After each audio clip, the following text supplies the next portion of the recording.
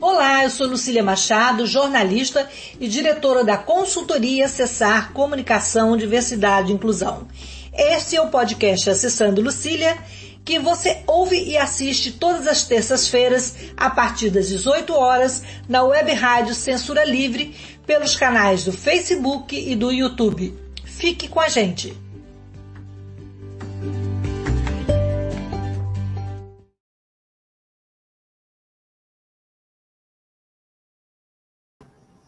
Olá, boa noite. Esse é o podcast Acessando Lucília, desta terça-feira, e nós vamos receber aqui, no programa de hoje, as jornalistas Niara Oliveira e Vanessa Rodrigues. Bem-vinda, meninas. A cada 3 minutos, uma mulher é assassinada no Brasil. O Brasil é o 5º país em que se mata mais mulheres no mundo. Então, esse é o tema do nosso podcast. E, para nortear essa conversa, nos inspiramos no livro das nossas colegas jornalistas, a mineira que mora em São Paulo, Vanessa, e Niara, que é gaúcha de Pelotas, que elas lançaram em dezembro de 2021, final do ano passado, o livro Histórias de Morte Matada, Contadas Feito Morte Morrida. Meninas, é muito bom receber vocês aqui para a gente conversar sobre esse tema que analisa, é uma narrativa, né, que analisa o que a imprensa, como a imprensa relatou e como a imprensa vivenciou nos últimos 40 anos, né, a cobertura dos casos de feminicídio no Brasil. Então, em primeiro lugar, eu vou me apresentar. Eu sou uma mulher branca, de cabelos castanhos, óculos dourado, estou com os cabelinhos brancos aqui, um batom leve na boca, estou com uma blusa branca, que não aparece muito aqui, estou sentada na minha cadeira de rodas e no meu ambiente de trabalho, atrás de mim tem uma parede rosa clarinho e um guarda-roupa e uma porta branca. Eu mexi na imagem aqui, não sei se ficou ruim, Antônio. Então, eu queria que vocês se descrevessem e se apresentassem, complementando um pouquinho mais aí da biografia de vocês, caso seja necessário.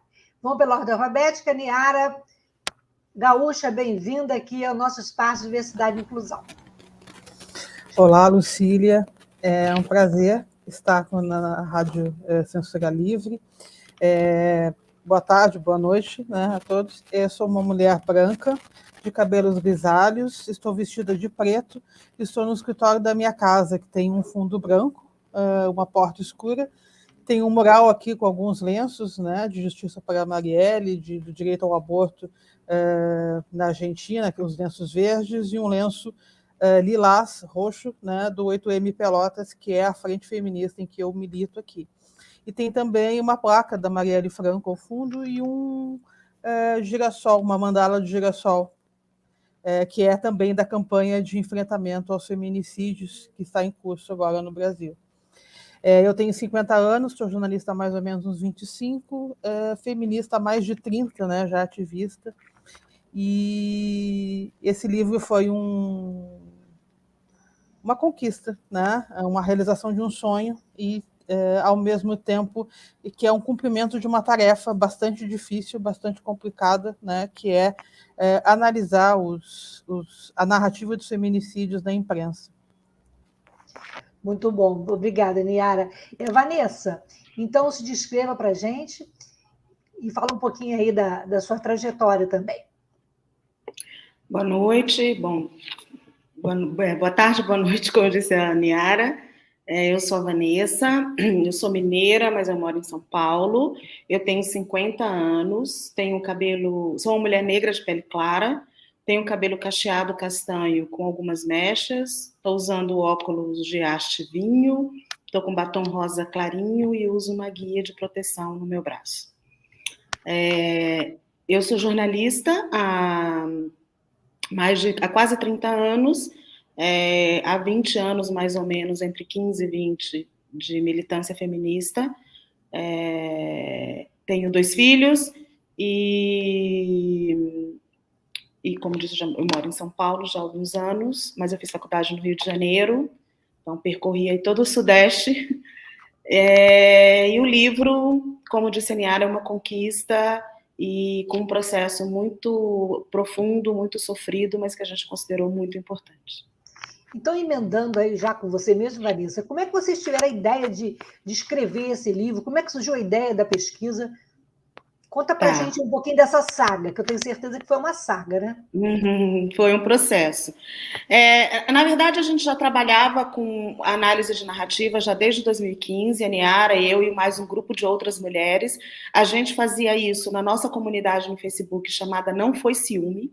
Foi uma comunidade que a gente criou em 2015 para fazer isso, para observar como a mídia comentava a violência contra a mulher, como ela relatava, como ela narrava os casos de violência contra a mulher. Não apenas feminicídio, mas assédio, estupro, violência obstétrica, violência política. E isso veio de uma inquietação de todas nós, quase todas jornalistas, quase todas ligadas ao ativismo, de muita angústia, de que a gente já estava observando na imprensa que existia um subtexto culpabilizador sobre o crime ao qual aquela mulher tinha sido vítima. A gente se juntou em 2015, criou essa comunidade no Facebook, rapidamente a comunidade ficou capilar, a gente já teve mais de 20 mil pessoas participando da comunidade, e a gente diariamente fazia uma pesquisa na mídia online, na mídia web, nos portais de notícia, sobre, pensando na quantidade de casos que eram publicados de violência contra a mulher. Então, com isso, a gente também um pouco que balizava a tese de que a violência é cotidiana, porque todos os dias saem matérias sobre violência contra a mulher, e a gente pegava 1 ou 2 casos de análise de título, subtítulo, de linha fina, de corpo do texto, para entender, e fazia, muitas vezes, quase todas as vezes, a gente propunha um refraseio, e a gente dizia, olha, a usar essa alternativa desse título, o que se está querendo dizer com essa matéria é isso, isso e isso. Muitas vezes, muitos veículos prestaram atenção no que a gente falou, mudaram os seus títulos depois, veículos de mídia alternativa e veículos de mídia tradicional. E aí a gente foi fazendo esse trabalho. Com o tempo, muitas mulheres foram saindo, porque é um trabalho muito pesado de se fazer, né? Você mergulhar nesse tema cotidianamente é muito sofrido. Ficamos eu e Niara na comunidade, e aí depois nós duas nos afastamos da comunidade e retomamos a ideia já com um projeto de livro no fim do ano retrasado, já conversando com o editor e pensando que era o momento da gente levar esse conteúdo, sair de uma mídia social privada ao sabor de políticas empresariais que nem sempre garantiriam a integridade, a permanência e a prevalência do nosso conteúdo, e colocando num livro que nos permitiria fazer uma análise mais aprofundada de todas as narrativas que a gente vinha observando. E aí a gente fez um recorte específico de feminicídio. E aí surgiu a ideia do livro. E nós trabalhamos o ano passado todo na produção desse livro, entre pesquisa, redação, revisão, edição e a publicação. Obrigada. Niara, e para você, como é que foi esse processo? Foi prazeroso? Foi doloroso? Foi marcante?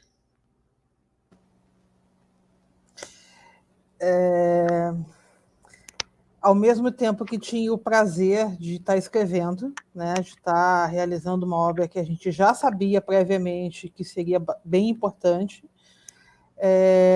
e única, né, porque ainda não existia, ainda não existe bibliografia, né, a gente meio que está inaugurando esse processo, né, de como de fazer esse tipo de análise da imprensa. E, ao mesmo tempo que é a realização, né, e esse chute de bola, e é sempre bom, né, embora seja difícil, né, dar o primeiro chute, abrir uma porta, né, como a gente está fazendo, foi muito doloroso, né? Era doloroso já essa análise durante a comunidade, o trabalho que a gente fazia, e a gente sabia que ao mergulhar e ao focar em feminicídios, que isso seria bastante difícil. E assim foi. E, na verdade, a gente se preparou, mas a gente não tinha ideia, né, de como seria de fato. Então, conforme a gente foi fazendo, a gente precisou contar muito com a solidariedade feminista nossa, né, uma com a outra. E a gente foi se abraçando e foi se amparando, né, se acolhendo durante o processo, porque tinha dias que eu ficava muito deprimida e precisava me afastar, e aí a Vanessa segurava a onda, né, e de vez em quando a Vanessa também ficava muito mexida, muito chateada com tudo, né, porque é um volume muito grande, né, tudo que a gente olhou, tudo que a gente leu. Nem todos os casos que a gente leu e observou foram para o livro. Então, imagine que o volume de informações, de notícias de mortes, de assassinatos de mulheres, foi muito maior do que o que foi publicado. A gente escolheu alguns casos para analisar, que a gente, pela relevância, né, pelo fato de não terem tido a relevância necessária e merecida, né, pela imprensa, fazer os comparativos todos e os recortes, né, de raça, de classe, de região, né, no país. Então, a gente foi fazendo tudo isso e foi bastante pesado, né? Ainda bem que a gente se preparou já pensando que a gente realmente faria isso ao longo de um ano inteiro, porque se a gente tivesse um prazo mais apertado, né, seria bem complicado de realizar. Talvez até a gente não tivesse conseguido. Realmente porque a editora também é uma editora de mulheres, né, então esse trabalho foi cercado, né, ele foi todo cuidado por mulheres, até do início até o final. Então, foi prazeroso no sentido da questão da realização, mas muito pesado, né, e muito deprimente, né, trabalhar com a questão do feminicídio. Vanessa, hoje ainda é comum, né, culpabilizar as mulheres quando saem as matérias, seja na televisão, seja nos jornais, né? E eu me lembro muito de casos emblemáticos, como vocês colocaram, como vocês analisaram, Ângela Diniz. Eu estava no início, eu tenho mais tempo de carreira do que vocês. Eu me formei em 81, então são quase 40 anos de jornalismo. E uma das minhas primeiras matérias foi numa revista que vocês nem vão lembrar, mas muita gente lembra, que era uma revista chamada Grande Hotel Romântica, que eram revistas da editora VEC, na década de 80 aqui no Rio de Janeiro. E aí era Quem Ama Não Mata, né? Ficou aquela célebre frase, né? Quando o Doc Street assassinou a Ângela Diniz, né? Vocês analisaram também outros casos, como a Eliane de Gramont, a Sandra Gomide, a Heloísa Pimentel, né? A Elisa Samúdio. E como é que foi percorrer com esse olhar de análise e de conhecimento desses casos na imprensa? Quem pegou mais leve, quem pegou mais pesado? A TV, o jornal, ou ninguém pegou pesado? Olha, pesado no sentido, né, de falar a realidade, ou de contar a história verdadeira, né? A gente analisou essencialmente a mídia escrita, né? A imprensa escrita, seja jornais, seja matérias de portagem de notícia. O único caso que a gente realmente deu ênfase à outra mídia foi o caso da Eloá, porque o crime todo, do começo ao fim, do sequestro, do cárcere privado até o feminicídio da Eloá, ele foi transmitido ao vivo em programas de canais, em programas de TV, em programas de auditório. Então, houve uma cobertura de TV muito grande.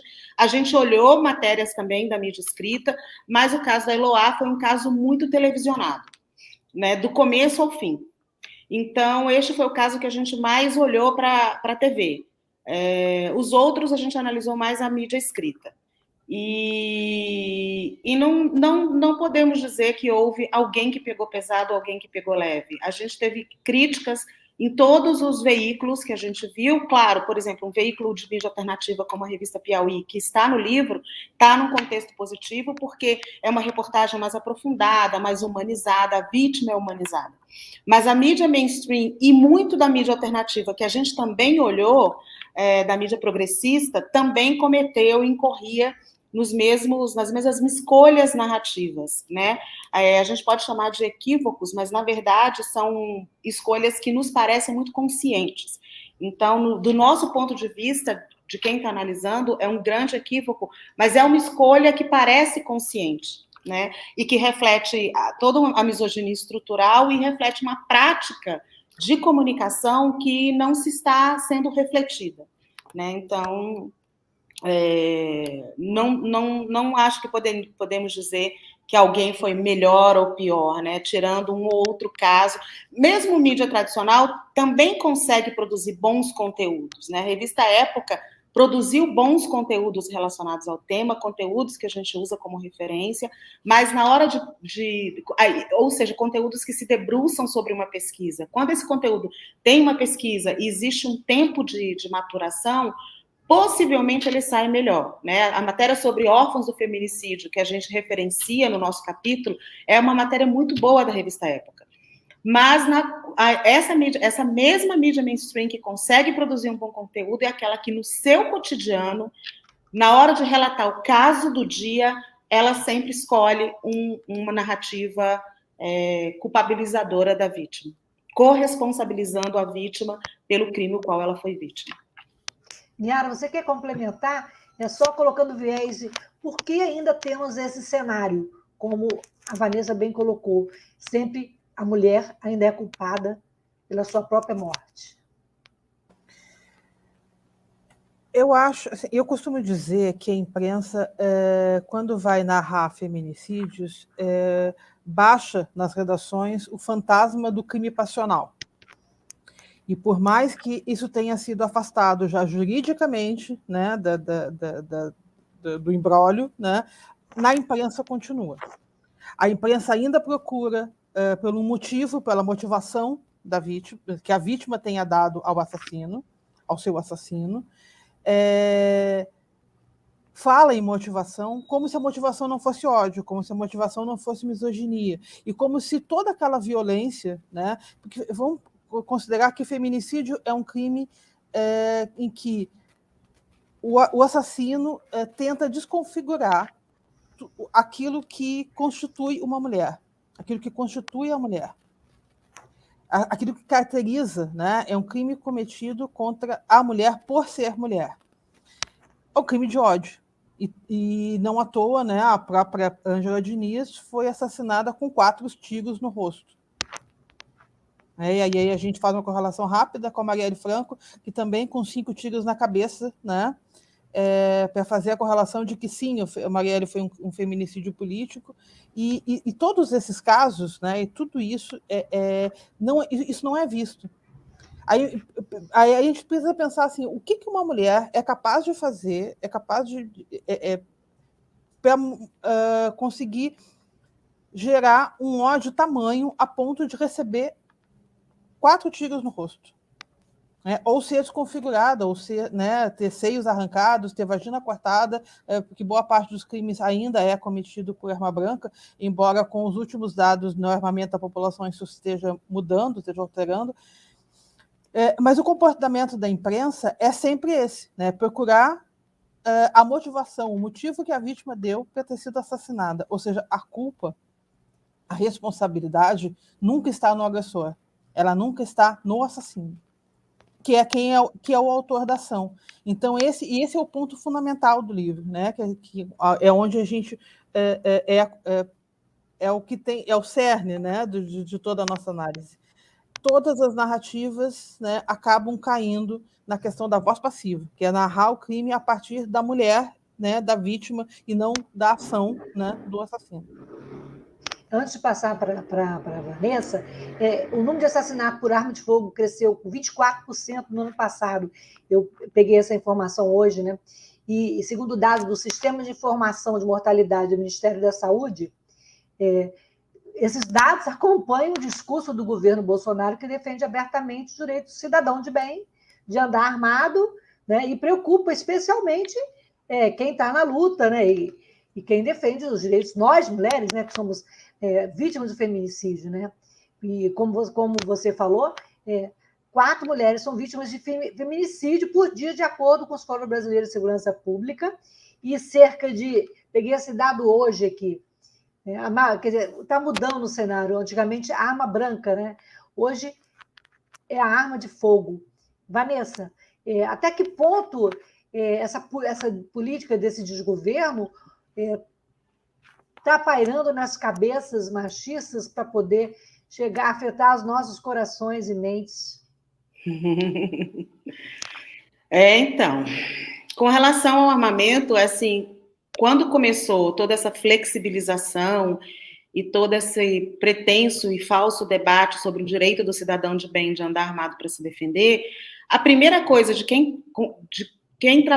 para quem trabalha com o ativismo o quanto isso vai se refletir na violência doméstica e nos feminicídios. Quando você arma homens, você arma pessoas, e geralmente homens que existe, enfim, toda uma fetichização sobre a arma, sobre construção de masculinidade e tudo isso, o quanto isso impacta, né? E o quanto esse discurso conservador, reacionário, de desvalorização, misógino, desvalorização da mulher, que é recorrente por parte do presidente da República e de outros atores do governo, o quanto isso também não está na base de um aumento do aumento da escolha de armas nos feminicídios, né? Então, ainda que se possa ser precipitado fazer uma correlação direta, não tem como a gente não fazer essa correlação e não se amedrontar e não pensar que, sim, estamos mais suscetíveis, estamos mais vulneráveis a feminicídios e a crimes fatais, com uma população mais armada, se sentindo com mais direitos sobre o uso dessa arma, né? E dentro de um contexto de misoginia, de machismo estrutural, cada vez mais ressaltado numa fala oficial e governamental de um presidente que fala que a filha foi uma fraquejada, por exemplo, né? Então, é uma desqualificação completa do ser mulher, né? Da pessoa mulher. Com certeza. Yara, quer comentar? A gente já sabia, né? A gente já esperava que seria uma tragédia, né, para as mulheres, né, porque o comportamento dessa criatura que ocupa agora o Palácio do Planalto já era misógino ao extremo antes, né, antes de ter todo esse poder que tem agora. Então, a gente sabia que isso seria uma tragédia e os números estão confirmando isso, infelizmente. Aqui no Rio Grande do Sul, por exemplo, a gente vem observando isso diretamente, né? Aqui houve um crescimento de 70% do armamento da população em menos de 2 anos, e os feminicídios por arma de fogo já equipararam com os feminicídios cometidos com arma branca. Afora, né, o principal, que é o aumento do número de feminicídios. Porque é isso, né? As pessoas se sentem autorizadas, né, a atirar, autorizadas a matar. E quando a mulher a mulher já é desqualificada, né? Em geral, a gente tem essa sensação de sermos cidadãs de segunda categoria. E aí, quando tem um discurso oficial, como disse a Vanessa, né, autorizando isso, né, fica muito pior. Então, a sensação de que a gente está em risco a todo momento, não só em casa, né, que é o lugar mais perigoso ainda para a gente, mas também na rua. Situação complicada, né? Mas, Vanessa, a gente estava falando de política, então vamos emendar aí o caso Marielle Franco. Como é que ele foi...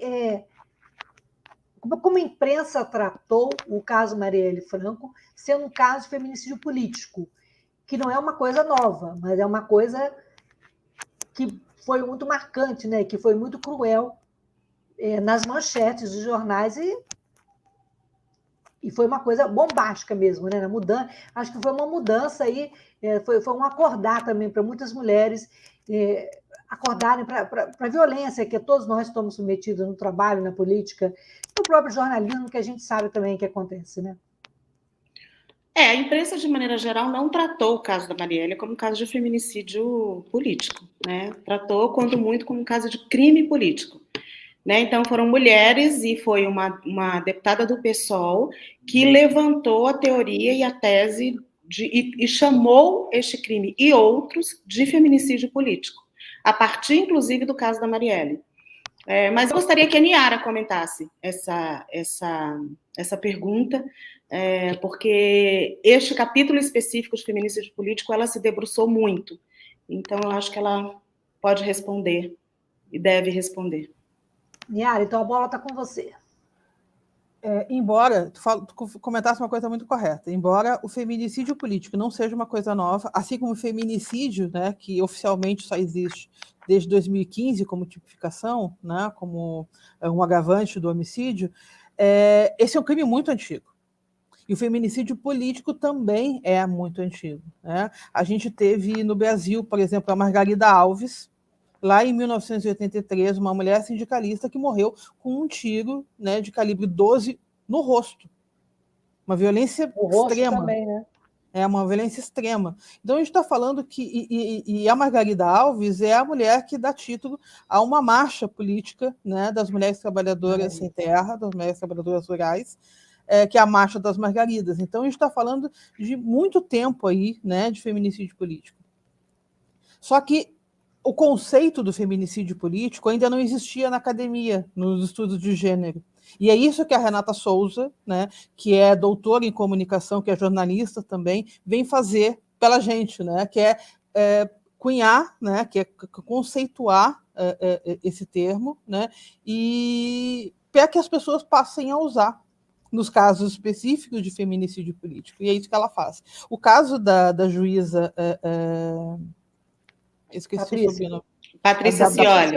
É aqui da minha cidade. A Patrícia Scioli também é um caso de feminicídio político. Né?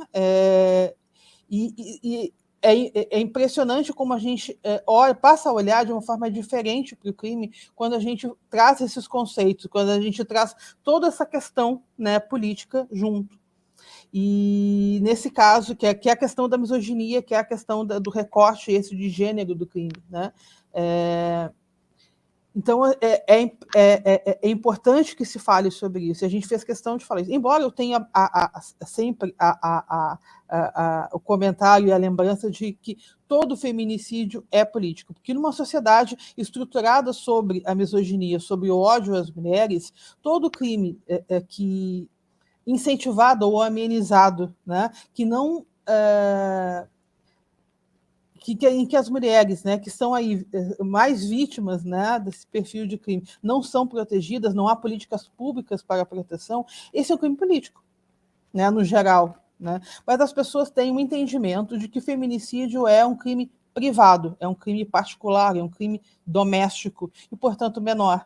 Tanto que as secretarias de segurança pública, quando se fala em segurança pública, costumam dizer assim, diminuiu o número de mortes violentas, de assassinatos violentos, mas aumentou o número de feminicídio.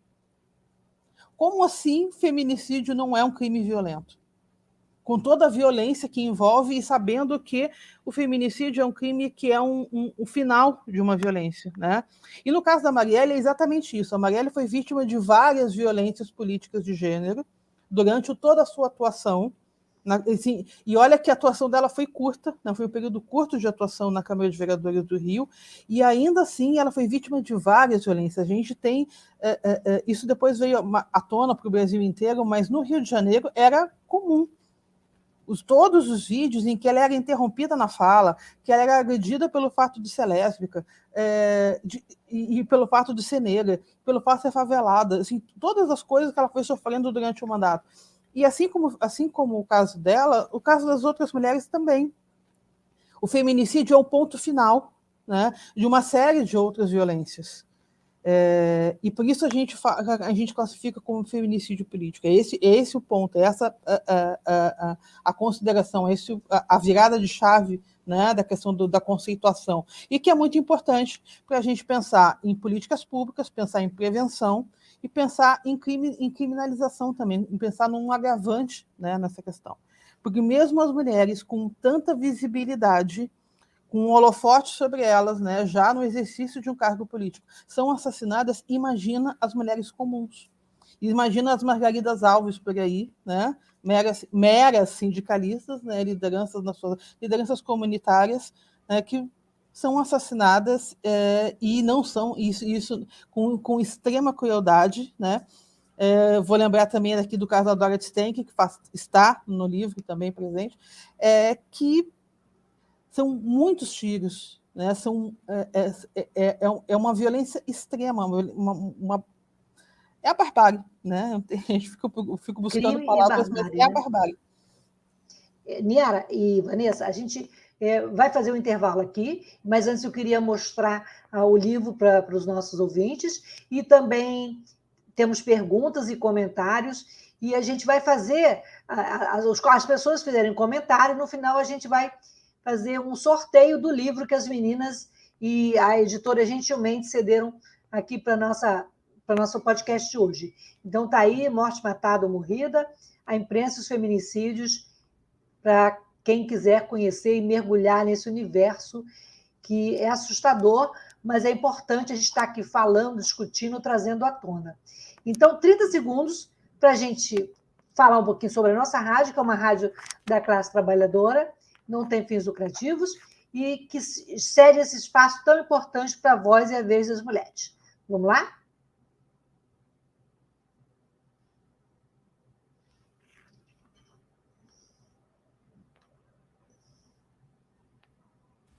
Para manter o projeto da Web Rádio Censura Livre de uma mídia alternativa, buscamos apoio financeiro mensal ou doações regulares dos ouvintes, de amigos e parceiros, já que não recebemos recursos de grandes empresas, políticos ou partidos. Seja um apoiador regular e ouça o agradecimento no ar durante as edições dos nossos programas. Sua ajuda é muito importante para nós. Enviamos prestação de contas mensal aos nossos apoiadores. Temos uma vaquinha virtual permanente. Anote o endereço virtual apoia.se/CLWebRádio. apoia.se/CLWebRádio. Saiba mais sobre a emissora no WhatsApp 21 96553 8908. Web Rádio Censura Livre, a voz da classe trabalhadora. Para ajudar a Web Rádio Censura Livre, anote os dados da nossa conta. Banco Bradesco, agência 6.666, conta corrente número 5602, dígito 2. Se preferir, nosso Pix é 32 954 696 0001 81. Somos uma emissora sem fins lucrativos e as contribuições são para pagar os custos de manutenção e transmissão. Desde já agradecemos a sua ajuda. Web Rádio Censura Livre, a voz da classe trabalhadora. Olá, eu sou Lucília Machado, jornalista e diretora da consultoria Acessar Comunicação, Diversidade e Inclusão. Este é o podcast Acessando Lucília, que você ouve e assiste todas as terças-feiras, a partir das 18 horas, na Web Rádio Censura Livre, pelos canais do Facebook e do YouTube. Fique com a gente!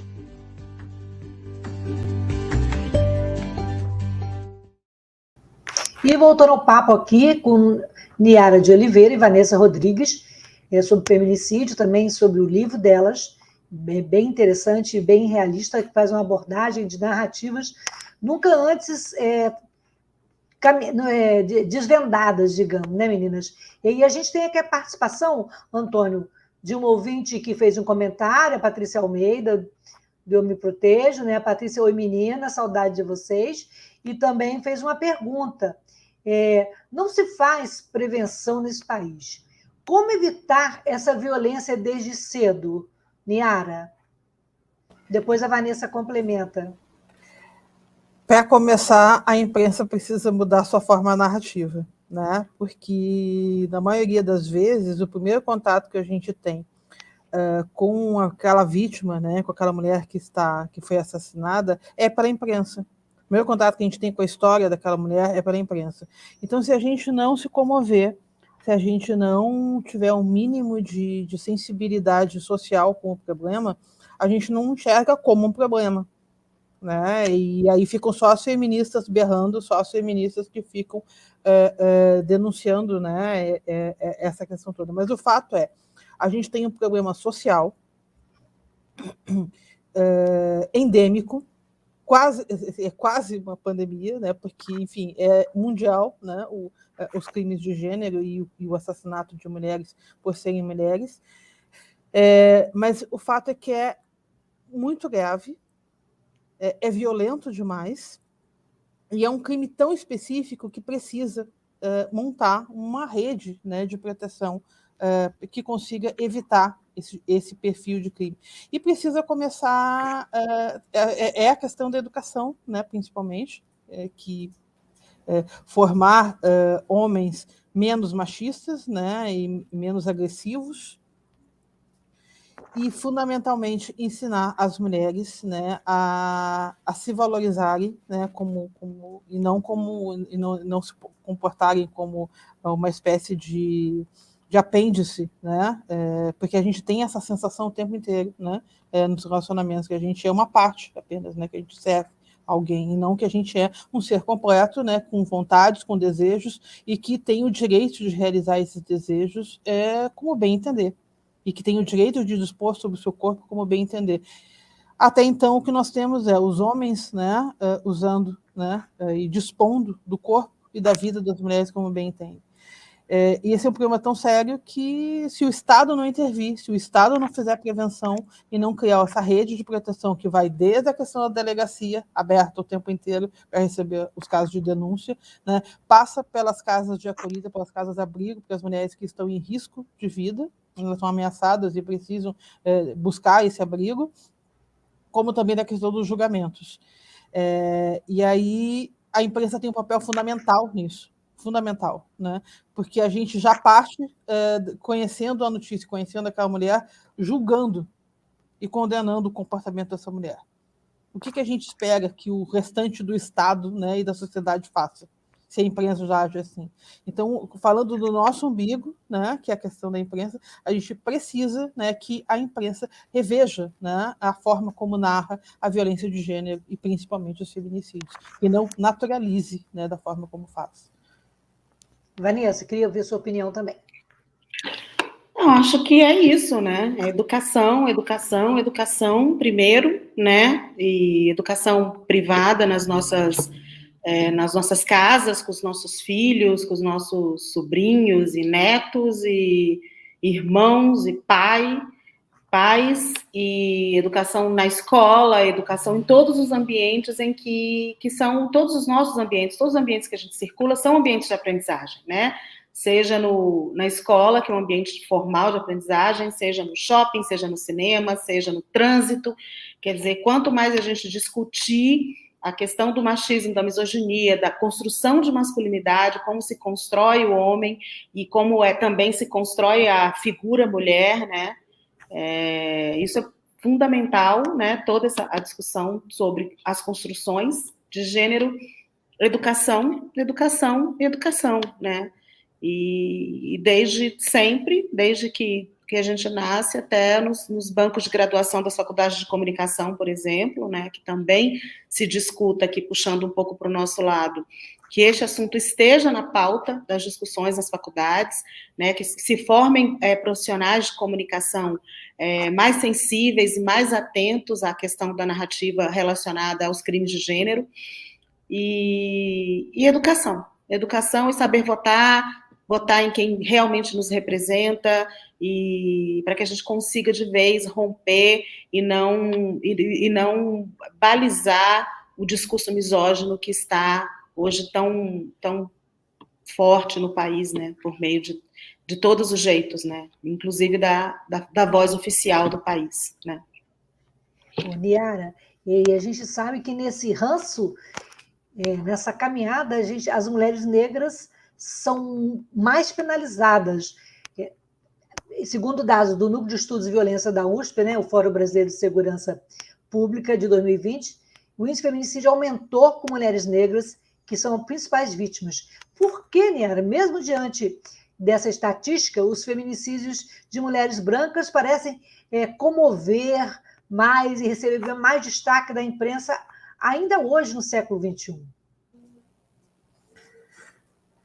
A violência, ela incide com bem mais força e com bem mais peso sobre as mulheres negras.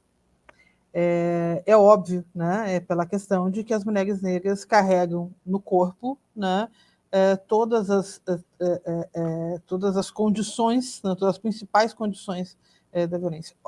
O racismo já é uma violência, a pobreza é uma violência, né? A violência contra a mulher é quase uma decorrência, né, de tudo isso. O feminicídio no Brasil é negro. A ampla maioria das vítimas é negra. No entanto, é a imprensa que dá a colaboração fundamental para que os casos que mais comovam sejam de mulheres brancas. Porque na imprensa, o feminicídio mais relatado ainda é da mulher branca de classe média. O rosto do feminicídio na imprensa ainda é da mulher branca de classe média.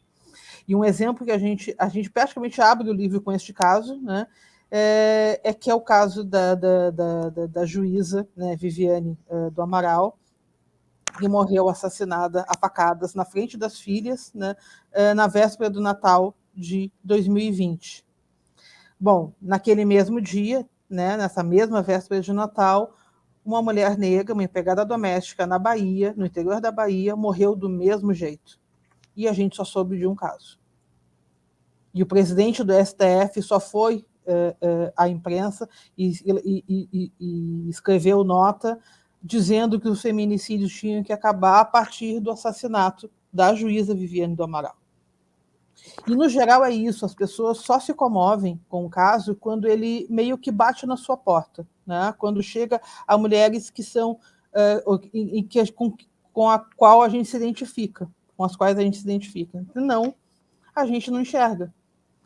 E essa é a questão. Como as mulheres negras não estão nos espaços de poder, elas não estão, elas não fazem, né, a parte do poder, elas não exercem o poder no país, elas não estão lá para definir leis ou para definir os rumos, né, de nada, não comove. É mais uma mulher negra, é mais um corpo negro caído, abatido. Então, o país naturalizou a morte de negros e a morte de negras também. A gente tem um outro caso de feminicídio político no livro, que é o caso da Cláudia, que ficou conhecida no país como a mulher arrastada, né? O caso da mulher arrastada, e as pessoas sequer lembram o nome dela. A imprensa ainda hoje se refere a ela como a mulher arrastada. Ela é tão desqualificada, ela é tão desumanizada, né, que nem o nome a imprensa fez questão de registrar. Então é isso, assim, a imprensa é essa medida, né, do que comove, e é também o fator, né, aquilo que é o fator determinante, né, do que comove a sociedade. Quando a imprensa faz muitas matérias sobre um caso, ela está incentivando que as pessoas se comovam com isso, com esse caso. E não há muitas matérias, né? Sequer já é difícil fazer o relato, né, de um feminicídio de mulher negra. O relato completo, humanizado, etc. Geralmente humanizado nenhum é, mas contar a história, né, daquele assassinato, a história dos filhos, o que fazia, conversar com os amigos. Mulheres negras não têm amigos. Né? Não há o relato disso. Né? Então, esse é o ponto. Né? E eu acho que, infelizmente, é a imprensa que é o fiel dessa balança. Né? A imprensa sequer relata ou define raça quando está falando de alguém. Se não tem a foto para as pessoas identificarem, né, não há o relato, não há identificação racial da vítima. E esse também é um ponto fundamental, né, porque senão a gente fica só com os registros da polícia, né, para os casos, só com a classificação lá da polícia. A gente não tem, por exemplo, nenhuma corroboração, nenhum contraponto, né, nos dados da polícia, e isso também já é um problema, né? A imprensa poderia também ajudar nisso, e tem um papel ético aí da imprensa na questão da defesa dos direitos humanos, né, que não está sendo cumprido. Nesse caso, então, específico, não está sendo cumprido. Vanessa quer complementar? Eu também queria saber sobre as mulheres indígenas, que também são feminicídios silenciados, e eles existem, eles são assim, maior, o número de feminicídios é maior do que se publica, do que se fala, do que se comenta, né? Era justamente essa minha complementação. Sim, é flagrante o racismo estrutural que fundamenta a escolha narrativa dos relatos de feminicídio, né? Então, mulheres brancas são sempre as vítimas que recebem mais espaço na mídia. Não existe uma identificação étnica daquela vítima, então a gente presume que ela é branca por causa da imagem que foi escolhida, né? E quando esta mulher branca vítima, ela possui uma aparência que seja considerada bela dentro do que é considerado o belo no padrão físico, aí ela é uma vítima mais fetichizada ainda, ela é mais colocada ainda nas primeiras páginas, nas homes, porque isso atrai clique, etc. Então tem toda um modus operandi, uma dinâmica que vai sendo fundamentada a partir do racismo estrutural também. E o feminicídio de mulheres indígenas, sequer estatística a gente tem. Né? A gente tem muito pouca informação, não existe quase nada de relato. Nós temos um capítulo sobre feminicídio indígena no nosso livro, e a gente usa muitos conteúdos a partir da mídia progressista, da mídia feminista, como a revista Asmina, e usando sempre a voz de mulheres líderes indígenas para dizer as políticas públicas de proteção à mulher, como a Lei Maria da Penha, por exemplo, não nos alcançam. Não alcança as mulheres que estão nas comunidades indígenas, porque tem uma dificuldade de locomoção, tem uma dificuldade de fazer denúncia, tem um braço do Estado também, que quando entra nas comunidades indígenas, entra de forma truculenta. Então, as comunidades também querem se proteger. Né? Então, existe muito pouca coisa ainda sendo publicada de maneira acessível, né, para quem está fazendo pesquisa, sobre a questão da violência contra a mulher indígena e o feminicídio indígena. Nós analisamos 3 ou 4 casos, se eu não me engano, no livro, que foram casos que receberam bastante relevância, uma delas tem passado por vários debates, né, é um tema a ser debatido, porque ela foi culpabilizada flagrantemente, essa menina jovem de 15 anos que sofreu um feminicídio brutal e de desumanização profunda também do corpo dela. E esse espaço a gente procurou dar para dizer, sim, essa violência alcança mulheres, todas as mulheres não brancas são as principais vítimas, né? Tanto as mulheres negras, as quais nós temos as estatísticas, quanto as mulheres indígenas também no Brasil. Niara, e como é que tem sido a receptividade do livro? Como é que as pessoas estão reagindo? E a própria imprensa, como é que foi? Teve o olhar da imprensa sobre o livro? Teve um comentário? Serviu para mexer, para fazer uma ebulição, para trazer à tona essa temática para as manchetes? A receptividade tem sido boa, né, entre feministas, entre jornalistas, inclusive jornalistas homens, né, que quem acessa o livro, quem lê, costuma indicar e costuma dizer não tinha percebido isso, não tinha olhado para essa questão desse jeito, não tinha me dado conta, né, de que a imprensa fazia isso, que a imprensa narrava desse jeito. Então, a receptividade tem sido boa. Quando as pessoas conhecem o conteúdo, né, costumam rever, né, coisas, né, ver, inclusive a forma como aceitavam as notícias de feminicídio. Muda o olhar, né? E o nosso objetivo era muito esse também. Mas a imprensa como um todo, né, continua reproduzindo, continua escrevendo do mesmo jeito, e até então não. Né? A gente tem 6 meses também práticos, né? 6 meses na prática de lançamento do livro. Então, é pouco tempo para um livro acontecer, né? Ganhar peso, porque a gente está falando do Brasil de 2022, né? Em que um presidente fala sobre que arma é mais importante que livro, né? Então, é óbvio que nesse Brasil de 2022 as coisas não são tão boas para o mercado editorial. Eu espero, sinceramente, que a gente mude isso rapidamente, né? Que a gente volte, pelo menos, aos patamares anteriores, né? Que as pessoas leiam mais e que as pessoas tenham vontade de ler, né? Principalmente coisas não comuns, né? Análises não comuns, análises mais críticas como a nossa.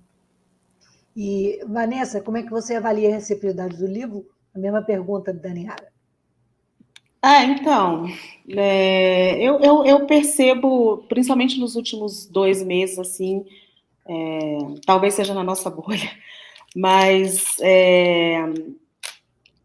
Nas redes sociais, principalmente, a gente nota uma maior atenção. As pessoas estão mais atentas. Elas parecem mais atentas a todos os aspectos que a gente chama atenção. Então, muita gente percebe a construção dos títulos da voz passiva, que é algo que a gente reitera o livro inteiro, e nos citam, e outras nem sequer nos citam. Elas já percebem isso, já têm uma sensibilidade, um olhar mais sensível, e isso para a gente tem sido muito gratificante, porque a pressão também vem principalmente em cima do consumidor, de quem consome aquela notícia, de quem lê aquela notícia, e que começa a chamar a atenção para essa escolha narrativa que nos culpabiliza o tempo inteiro dos crimes dos quais somos vítimas, né? O nosso tempo está terminando, está no finalzinho, e eu queria que as considerações finais de você, passar para a Niara, dizer como a gente pode contribuir, né, para essa imprensa ter um olhar mais humanizado, e qual é o seu recado final aí para chamar a atenção, né, da imprensa e realmente daquela célebre frase, né, quem ama não mata. Né? Eu acho essa frase sensacional. O livro, inclusive, as análises começam, né, a partir de uma campanha, né, que é a Quem Ama Não Mata, e vão até esta campanha agora que está em curso contra os feminicídios, que é Nem Pense em Me Matar. Então, assim, coincidentemente, o livro concentra as análises justamente entre duas campanhas, né, que enfrentam o feminicídio no país. O que as pessoas podem fazer? Como as pessoas podem contribuir? Criticando, reagindo, né? Não aceitar as notícias da forma como elas são colocadas.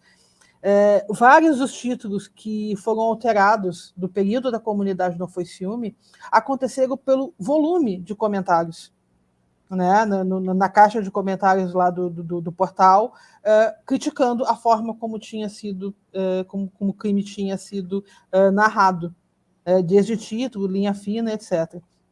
Então é isso, as pessoas precisam reagir, as pessoas precisam não aceitar, né, a forma como um crime é descrito, e principalmente como uma mulher é julgada e corresponsabilizada pelo crime que a vitimou. Esse é o ponto fundamental. Aí eu também queria falar que a continuidade do livro, né, a continuidade desse nosso trabalho, está numa espécie de newsletter, né, que é uma entrega de conteúdo semanal que a gente está fazendo, chamado Todas Mortas, né, que na verdade é uma pergunta, Todas Mortas, interrogação, porque essa é a nossa pergunta para sempre, né? Será que foram todas mortas mesmo? Porque sempre mulher é morta, mulher é encontrada morta, né? Todas mortas. E as pessoas podem acessar esse conteúdo através desse nome, né? Todas Mortas, é só digitar no Google, vai aparecer as nossas redes, né? E procurar pela gente, que a gente segue fazendo esse trabalho de análise de conteúdo agora essa entrega de conteúdo que é semanal. Surgiram duas perguntas aqui, vamos ver se dá tempo, que eu tenho que terminar assim, 18h58, vamos lá, rapidinho. As perguntas surgiram no final. Tem uma pergunta da ouvinte Germana e uma pergunta da Delma. Vamos lá, Antônio, deixa eu ver se a gente consegue fazer as duas perguntas. E a Delma perguntou, sei que não é simples, mas como podemos cobrar da imprensa mudanças nessa narrativa que culpabiliza? Vanessa, consegue responder um minutinho? Eu acho que é fazer pressão, principalmente, né? Pressão, lendo o nosso livro. Eu acho que falando do nosso livro, chamando atenção para a imprensa, esse livro existe, leiam um livro, reflitam junto com o livro e fazendo pressão. É o leitor que tem que fazer pressão no veículo. A gente tem que fazer pressão, porque é a gente que consome essa notícia. Então, eu acho que este é um dos caminhos, é fazer pressão e referenciar o nosso livro. Muito, com certeza, estamos aqui para isso. E tem uma outra pergunta da ouvinte Germana. Vamos ver aqui, Antônio. Para acabar aqui, 1 minuto para a Niara responder. Gente, desculpa a correria, que é 1 hora, mas passa muito rápido. E hoje eu tenho que terminar um pouquinho mais cedo. Tem aí, Antônio, a pergunta da Germana? Eu acho que a gente vai ficar sem a pergunta da Germana, mas eu passo para vocês. Não, essa é da Patrícia, as mulheres com deficiência, então, que nem estão no BO, foi um comentário, né?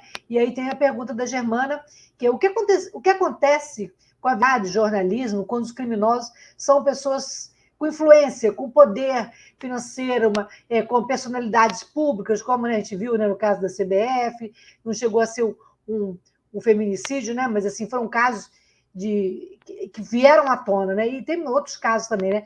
1 minuto você consegue responder, Vanessa? Eu vou responder rapidinho. Na verdade, é muito difícil, né, pensar que um homem vai ser citado pela imprensa quando ele é também anunciante. Né? É quase impossível isso. Primeiro que a imprensa já protege os homens, já protege esses criminosos. Né? Imagina no caso de ser um anunciante da própria imprensa, ser alguém muito poderoso. É muito difícil. Quase impossível que a imprensa faça isso. E o exemplo disso é o caso Pimenta Neves, né? Ele ficou praticamente impune, né, pelo crime. E quem foi apagada de fato, inclusive dos registros finais, né, que a gente procurar nos arquivos da Folha, por exemplo, do caso, né, é a Sandra Gomide. Então é isso. Meninas, não queria te cortar, mas a gente está terminando. Eu queria agradecer demais pela presença de vocês, trazer esse assunto tão importante para a gente debater, para a gente abrir cabeças, né? E para a gente balançar e ver e que a necessidade de mudar, né? Mudanças à frente, mudanças de governo, mudanças de paradigmas, mudanças, precisamos provocar novos olhares, né? Então, eu agradeço demais a vocês, beijo grande, gratidão, e comprem o livro, comentem, e vamos acompanhar nas redes as meninas jornalistas, e vamos também provocar nas universidades esse estudo, essa pesquisa, né? Grande beijo, gente. Boa noite. E nosso podcast fica disponível nas plataformas de áudio. Lucília. Oi. O nome do livro. Morte, Matada ou Morrida, a imprensa e os feminicídios. Temos aí a capa com fundo lilás e com destaque em letra lilás mais claro, matado e o morrido em vermelho. Gente, mas eu só queria, Lucília, só queria complementar. O nome do livro é Histórias de Morte Matada, Contadas Feito Morte Morrida. Sim, desculpa, que acabou. Eu sei do nome, mas acabou nós de destacar na capa. Exatamente. E que nós não tenhamos mais histórias tão tristes para contar e que a nossa morte não seja manchete nos jornais, mas motivo de políticas públicas que nos protejam. Meninas, obrigada, Antônio, pela parceria. E até a próxima semana. E o livro nós vamos sortear entre as 3 meninas, 3 pessoas aqui. A Germana, a Patrícia e a Delma. Beijo grande e até a próxima.